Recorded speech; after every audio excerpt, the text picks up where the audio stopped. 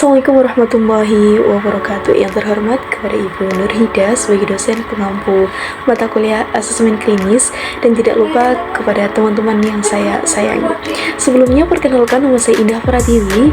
Di video ini saya akan membahas mengenai materi kita, yaitu mengenai materi wawancara klinis. Nah, jadi sebenarnya apa aja sih yang dilakukan oleh seorang psikolog ketika menangani klien dalam proses melakukan wawancara klinis ini, teman-teman. Jadi yang pertama kita itu akan membahas mengenai intake interview. Intake interview itu apa? Jadi intake interview itu si klien itu datang menemui psikolog, kemudian klien itu menceritakan sebenarnya apa yang dia alami dan juga dia rasakan, sehingga mengganggu aktivitas dia dalam kehidupan sehari-hari, seperti itu.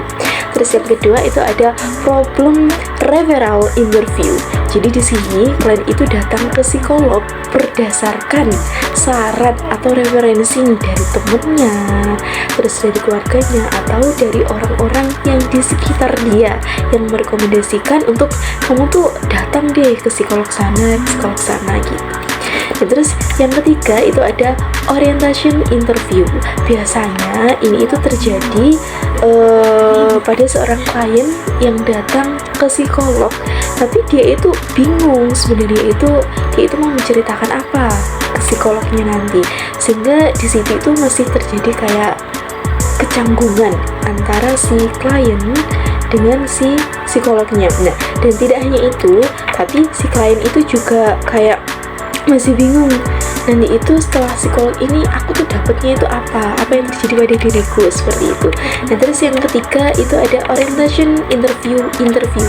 Jadi ini itu ada dua tahapnya di dalamnya. Yang pertama itu ada debrief, teman-teman. Jadi nanti di sini itu si psikolognya itu merangkum dan juga memberikan penjelasan akhir akan sesuatu treatment tertentu setelah seorang psikolog itu melakukan konseling dengan si kliennya tadi. Terus yang kedua itu ada termination. Nah, jadi setelah mereka itu melakukan proses konseling, terus dalam artian proses konselingnya itu sudah selesai, jadi nanti psikolognya nanti atau konselornya nanti akan memberikan rangkuman agreement dengan kliennya tadi. Oke, terus yang terakhir nih kita akan bahas mengenai krisis interview. Jadi di sini nanti si psikolog itu berusaha untuk mencegah permasalahan yang dialami oleh pasiennya atau kliennya itu semakin luas. Jadi di sini nanti psikolog itu berusaha memberikan apa yang dia bisa, memberikan arahan-arahannya kepada si kliennya tadi, dengan tujuan si klien itu bisa melawan rasa masalahnya dan juga rasa takutnya yang mengganggu aktivitasnya dalam keseharian. Dan selanjutnya kita akan membahas mengenai keterampilan umum dan juga keterampilan khusus yang harus dimiliki oleh seorang psikolog ketika melakukan proses wawancara klinis. Yang pertama kita akan bahas keterampilan umumnya terlebih dahulu. Jadi keterampilan umum itu terdiri atas empati. Di sini seorang psikolog itu harus memiliki rasa empati, rasa peduli yang tinggi terhadap si klien. Terus yang kedua, seorang psikolog itu harus ramah dan juga santai, tetapi dia itu masih bisa mengontrol apa yang seharusnya dia itu lakukan kepada si kliennya. Terus yang ketiga itu ada waktu, isi atau cara menjawab pertanyaan, dan juga si psikolog itu bisa membangun kedekatan dengan si kliennya. Terus yang keempat ada tanggap akan emosi. Jadi maksudnya si psikolog itu bisa memberikan respon emosional yang baik atas cerita yang telah kalian itu ceritakan kepada psikolog tadi. Terus juga psikolog itu harus bisa melihat makna dibalik sebenarnya apa dibalik yang diungkap oleh si klien, dibalik yang telah diceritakan oleh kliennya tadi. Dan juga si psikolog itu harus memiliki sikap tidak menghakimi kliennya. Jadi harus bisa memahami kliennya itu dengan sebaik mungkin dan juga harus bisa mengerti keadaannya si klien. Itu tadi adalah keterampilan umumnya, teman-teman. Sekarang kita akan membahas keterampilan khususnya yang harus dimiliki oleh seorang psikolog. Yang pertama, psikolog itu harus mengulang dan juga merangkum pertanyaan dari klien, jadi kayak mempertegas lagi gitu. Terus si orang psikolog itu harus juga mengkonfirmasi perasaan klien, kayak contohnya ketika klien itu bercerita mengenai masalah stres akibat masalah pasangan. Setelah menceritakan panjang lebar, jadi si psikolog itu memberikan mengkonfirmasi lagi gitu loh apa yang telah diceritakan oleh si kliennya tadi. Contohnya, oh jadi mbaknya ini stres akibat masalah dari pasangan gini, kayak sejenis memparafrase seperti itu.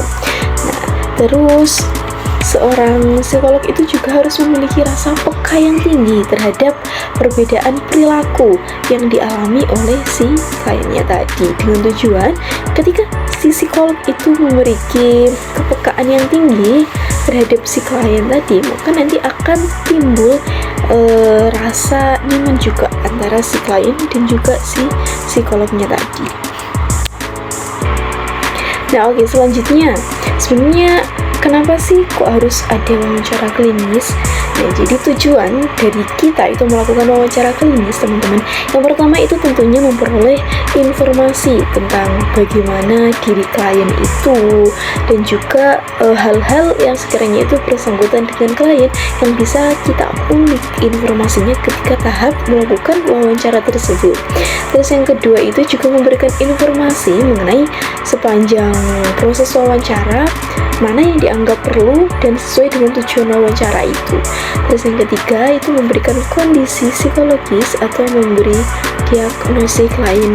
Jadi nanti psikolog itu setelah melakukan proses konseling panjang kali lebar dengan si klien, maka akhirnya psikolog itu bisa mendiagnosa sebenarnya apa yang terjadi terhadap kliennya tadi. Terus yang keempat, mempengaruhi dan juga mengubah dan memodifikasi perilaku klien.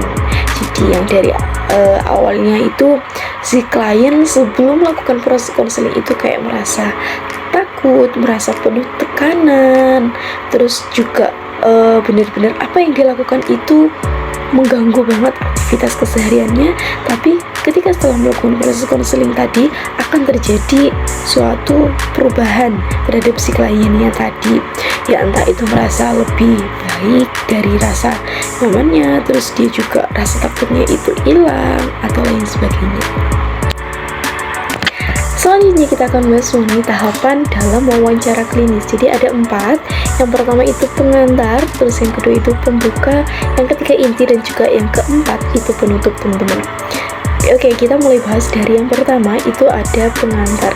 Jadi ketika melakukan proses wawancara klinis, dalam tahap pengantar ini biasanya itu melakukan proses administrasi terlebih dahulu, kayak melakukan sesi pendaftaran terlebih dahulu ya tentunya.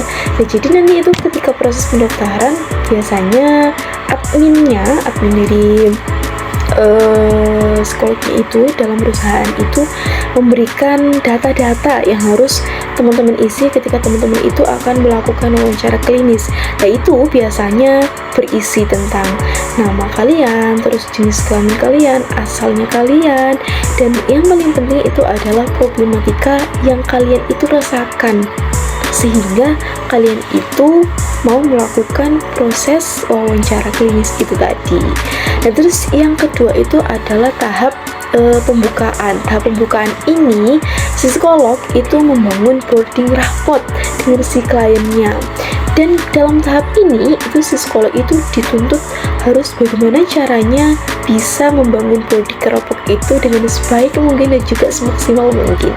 Karena ketika si psikolog berhasil memboarding rapport dengan baik, nanti akan membuat si kliennya itu nyaman dengan si psikolog tadi, sehingga nanti si klien itu bisa lebih terbuka dan menceritakan sebenarnya apa yang terjadi pada dirinya itu dengan baik, dengan detail, dan juga dengan teliti kepada si psikolog tadi. Terus nanti psikolog itu juga akan mudah mendapatkan informasi dari si kliennya tadi. Terus tahapan yang ketiga itu adalah tahap inti. Nah, jadi pada tahap inti ini yang merupakan inti dari sebuah proses. Di sini nanti psikolog itu akan menanyakan mengenai beberapa hal terhadap apa yang terjadi pada diri klien, dan di sini nanti si kliennya itu akan menceritakan keluhan-keluhan yang dia alami ke psikolognya. Terus yang terakhir itu adalah tahap penutup.